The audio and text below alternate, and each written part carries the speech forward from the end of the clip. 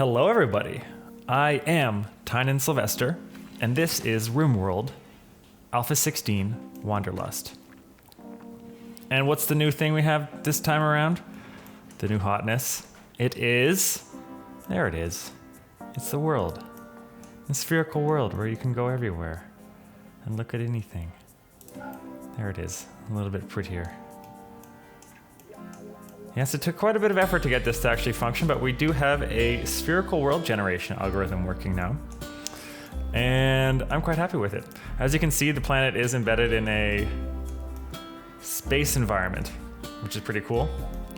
And the sun lights it up. And depending on where you are on the planet, the sun corresponds to the current time of day. So since it's about midday, and since the colony is right there, the sun is of course almost directly above us. But you can see the day-night terminator is approaching. So it's gonna get dark soon enough. And it's all gonna line up quite nicely. So it's not just for visuals. There's a number of new features that we've added that actually go along with this, but let me just talk about how the world is generated first. You can see we have a nice ice cap here, and something that I'm pretty happy with that we actually managed to get working here was that the planet is actually totally spherical. So it's not a square map wrapped around a sphere, because if we did that, then you wouldn't be able to have a real planetary pole that you could actually travel across, because the coordinates get so pinched at the pole that it's impossible to make the system make any sense. Like the squares are really huge at the equator and they're really pinched at the pole, and it doesn't function that way. So instead it uses a subdivided icosahedron, which covers the planet almost entirely in hexes, which gives us a nice organic feel, with 12 pentagons hidden here and there, although they'll be quite difficult to find. But those pentagons are geometrically required because there's no way to cover a sphere with hexagons, with only hexagons. So as you can see, we have a nice ice cap here. You can see there's a new biome, the sea ice biome. So if you settle or land somewhere on the ice cap, you can still encounter mountains and mine through the ice and collect resources that way. And there's a few animals here and there. But sea ice is a little bit different because it's just ice floating on water. So there's really absolutely nothing there. But you can travel across it. So if you have got enough supplies, then you can go there. But we'll talk a little bit more about that later. These planets can be generated with parameters now. So before you didn't really have any options besides the seed that determined how your planet was going to be generated. But now you can actually set the overall temperature and the overall rainfall level of the planet. So if you want to create like a Hoth type planet, you can just set the temperature really low. And almost the whole thing's covered in ice, and there's just like a band of sort of tundra around the equator. Or if you want this really hot jungle planet, you turn the rainfall up, you turn the temperature up a little bit, and the planet will be covered in jungle. This is the sort of normal planet.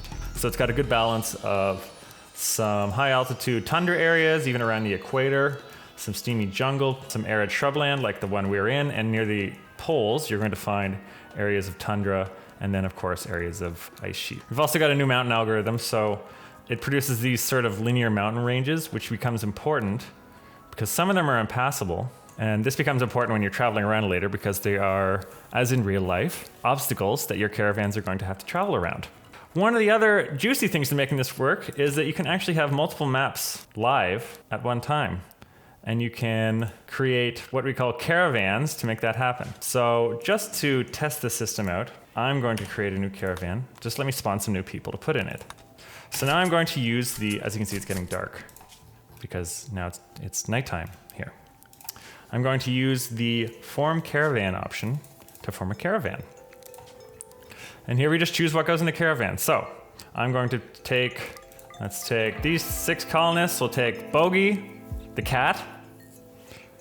And for items, let's take some food, some medicine, some gold, and the remaining assault rifles. And we're going to exit northeast. The caravan only has 1 day's worth of food. Oh, see, we've really tried to work on the usability of these systems because I'm going to say go anyways. Because it's easy to sort of equip your caravan and end up in a situation where people are just starving halfway to the first trading post. So we've tried quite hard to make all this work in a way that is essentially usable and doesn't create traps for new players, because I really want it to be a good experience even the first time you try it. So they have now taken all the stuff that I put in the caravan and they travel to the edge of the map, and now you can see up here there's a caravan, and the character bar up here is showing all of the things we can do. So I'm going to say visit Orange Desert. Now this is Orange Desert, which is a colony controlled by the Orange Magpie Maganma, which is a tribal faction in the world. And factions have some jazzier names now. This Outlander Union is called Enarius, which is kind of ridiculous. This tribe is called the Kin League of Cervexa. The pirate bands are called the Buffalo Men and Injury Outfit. So they're still delightfully ridiculous and sometimes awkward, but they vary a bit more now. And this is a pirate outpost called Illness Rock near Orange Desert, which is the place we're going to trade. So we're going to sell that gold and maybe buy some food and then see what we can do about Illness Rock there. While that's going on, I've discovered that I need a research project. So I'm going to open the research screen and look, it's a new research interface. It's all been laid out now visually in this sort of civilization style arrangement. You can see it starts on the left here and then proceeds towards the right. The things you've researched already are green. The things that are available are in blue text. And the things that aren't available right now are grayed out. And you can click on any to see the dependency chain, because there are a few things that cross over, and just in case mods also make crossovers. So there it is. What should we start researching? I'll start with refining, which is a new technology, which I will go into later because it'll become relevant in our quest to produce a cluster of traveling caravans going out and doing stuff and so on and so forth. The character bar here does group the characters now according to where they are. So the ones that are on this map here, these 3, and if you want to just look at the other one, these 6 are in this caravan. Currently they are resting because it's 5 in the morning, but they're going to wake up pretty soon and start actually traveling. And I'm speeding up time a bit, and as you can see, the sun came up, the world is turning, and when the sun came up, they stopped resting, and now they're on their path to visit Orange Desert. Now you can see the caravan, they do take time to move, significant amount of time, because, oh, something happened. The caravan has been ambushed by man-hunting wild boars. So now, we jump to location, there's the boars. This is on a new sort of pocket map that was created just for this encounter. It's totally separate from the colony map that we had before on the coast here, because this is now the caravan trying to deal with something as they've been attacked by these boars. So luckily, I put them out pretty well armed in the first place. And so I'm just gonna set up a little bit of a firing line and try to take out these boars before they can do any real damage. Let's hope this works. But I have a feeling the boars are gonna do some damage. I should have grouped them tighter. Oh no! So one of my guys was torn to death by the boars. And as you can see, the characters are getting thought bubbles here because of these negative thoughts that they're getting because people are dying. The characters will now show a little temporary thought bubble when they get a thought. So you can actually tell when they're being made unhappy because of disturbed sleep or because they saw a corpse or something like that, as opposed to it just being this really obscure thing that just appears out of sight on their thoughts listing. So now I've had this fight and we want to recover from it. I don't really want to build a whole base here, but we can build a couple of sleeping spots and they're just going to rest a bit. We didn't actually bring any medicine because we're kind of foolish. But now to make things quick and move on to where we're going, I'm going to reform the caravan. Use this functionality. I'm just going to reform the caravan this way. The caravan is being reformed and then we're going to continue on our original path to visit Orange Desert. Now on the caravan, you can inspect what's going on here. Here is the health summary for the caravan. So you can see these 2 are wounded. Some of the key pawn capacities are listed here. So quite a few of them have weakened moving, weakened consciousness because of their wounds. And if you want to look at the details for any of them, you can see exactly what the problem is by looking at their health details, just by clicking on this button. And Bogey the cat is there as well with his treated gunshot wounds. You can also inspect the other parts of the caravan, which will do as they make their way towards the village. This one has gear. You can rearrange this gear. Say we want to give Giggles an assault rifle, we just drag it onto her. So now she's got an assault rifle. And we want to replace Ray's pistol with an assault rifle, we drag it onto him. We don't like his shirt, we drag a shirt onto him. We don't want him to have pants, we just drag him away. So this is just a dragging back and forth between anyone you want, any destination. Okay, so our caravan has arrived at Orange Desert. I'll pause the game. And now, because the caravan is here, we just click the trade button. And now you are the caravan traders. So they've got their little village going on, which we don't generate because it takes a lot of performance to do that kind of thing and it's unnecessary just for trading. But you've got that going on and you open your trade window and you arrive to them. And because you did the trip, you get better prices. And because they're a colony and not just a caravan, they have a larger selection of things to choose from.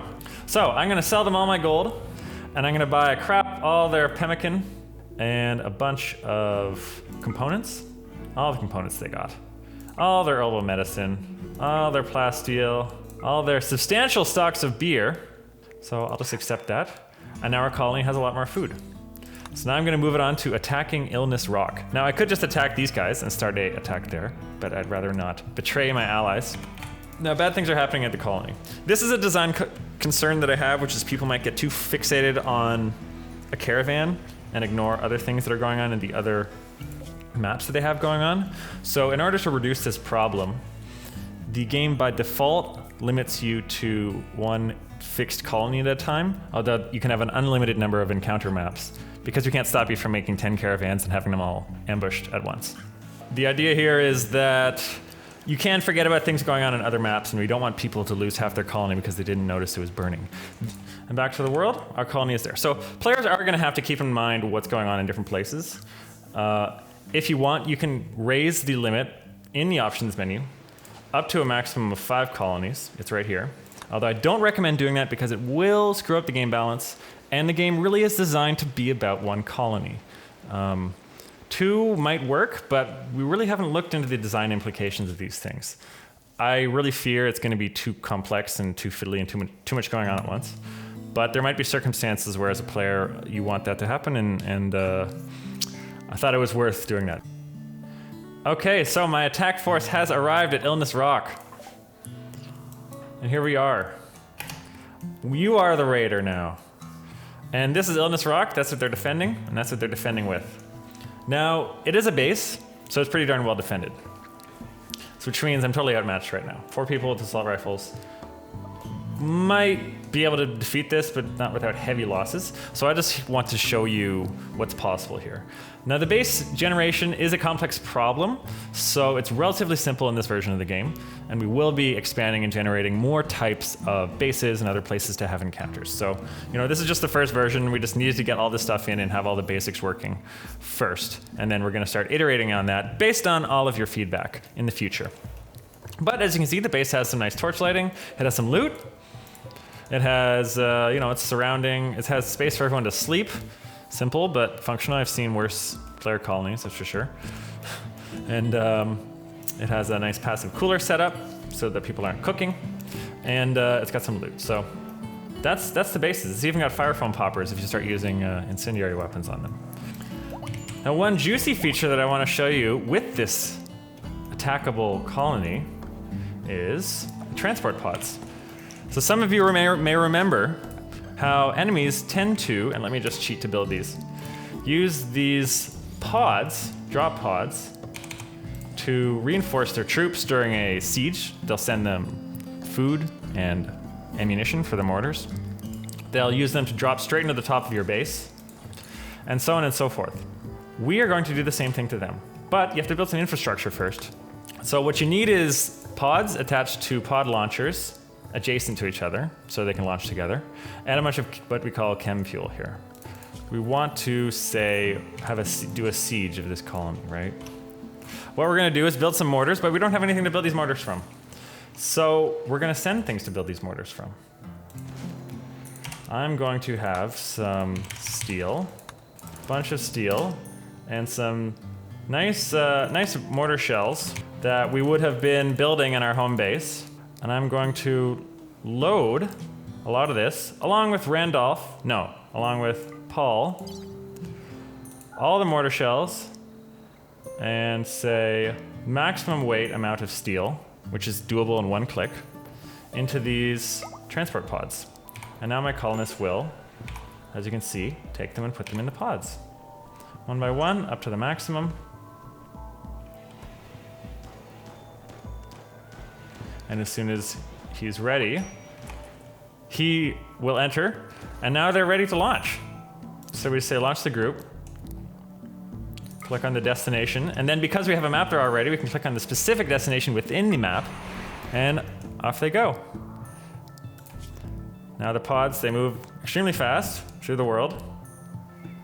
And if we move over here, they land exactly where we requested them. So it all works. It's beautiful. And we're gonna run a little siege of this base. And it's exciting to me because I haven't seen another game that puts these sort of things together, so I'm really interested to see what the stories are that people are gonna develop from these sorts of systems. And now Paul is producing the mortar. I'm gonna have Giggles man the mortar and target right in the middle of the enemy base. Now you are the besieger.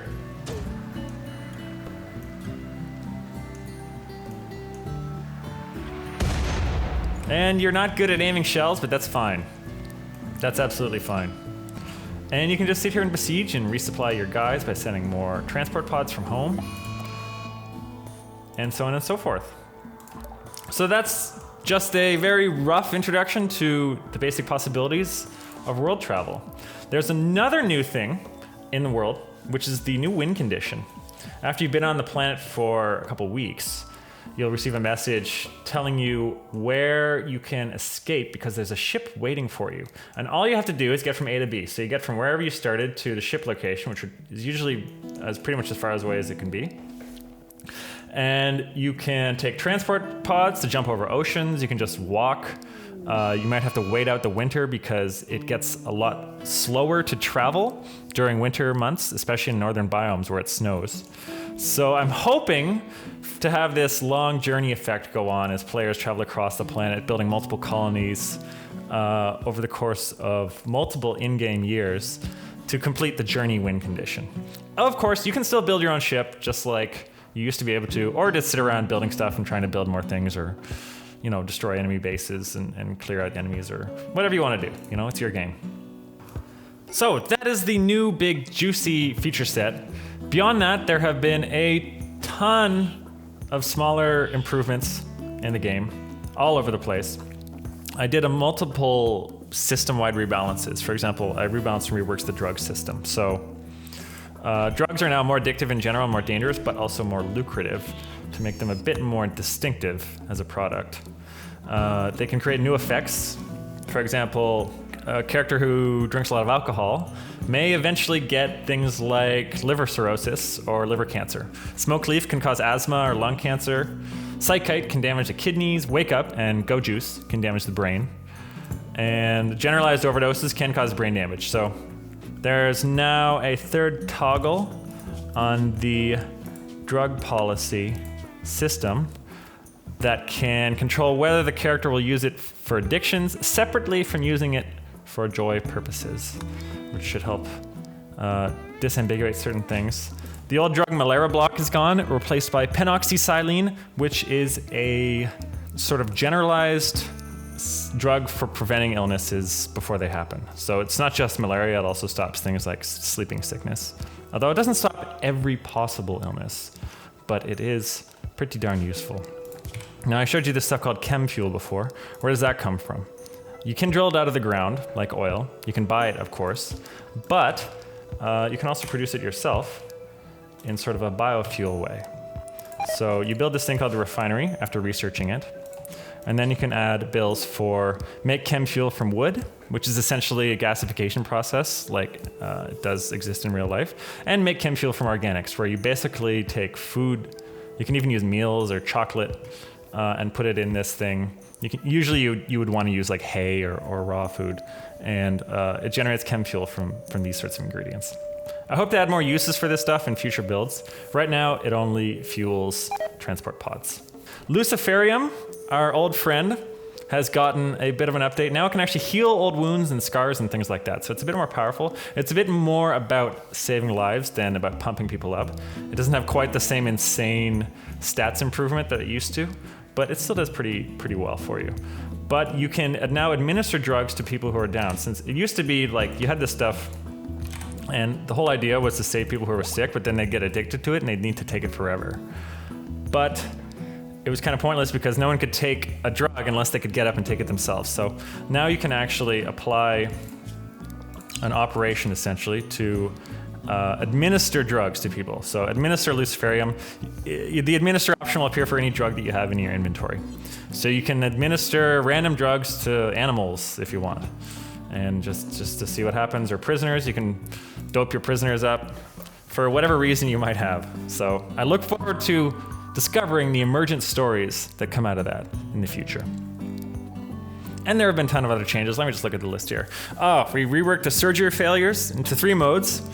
Minor, catastrophic, and ridiculous. Ridiculous is the old catastrophic one where it would, the guy was, operating on your leg and he'd make a mistake and cut your eyeball out and remove your spine. So that can still happen because, if you read some of these 18th or 19th century stories, that kind of thing did happen. So let's have it happen in the game because, it's an Old West game, so the time periods line up. But usually you will get minor or catastrophic failures. Minor is what you know and catastrophic is what you know, but the damage is limited to the area near the site that was being operated on. It just makes it a bit less insane. Trade prices reworked across the board. Mood effects, especially from rooms, have been really redesigned. So I've got a couple of these rooms.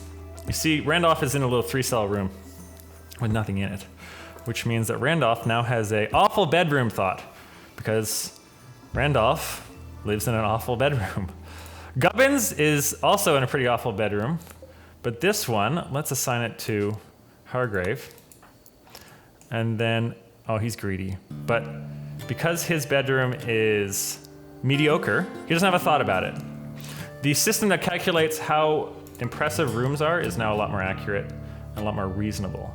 It used to be that you could kind of just put 1 square of gold wall on a room that was the size of a closet and people would love it. But that's worked out a lot more. So you're going to have a reason to care about how nice the rooms are, and you won't be shackled to it though. I mean, they can live without perfect bedrooms. But if you have a mature colony, maybe you want to work on that.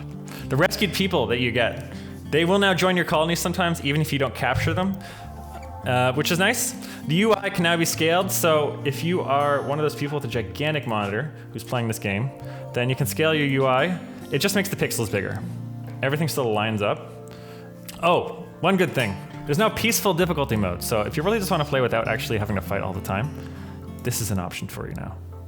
Colonists get mood boosts if they defeat big enemies or enemy faction leaders, various AI improvements, and so on and so forth. So you're going to discover this as you play the game, and I think that players are going to continue to be pleased with those improvements as well. So that is RimWorld. That is Alpha 16. I am Tynan Sylvester.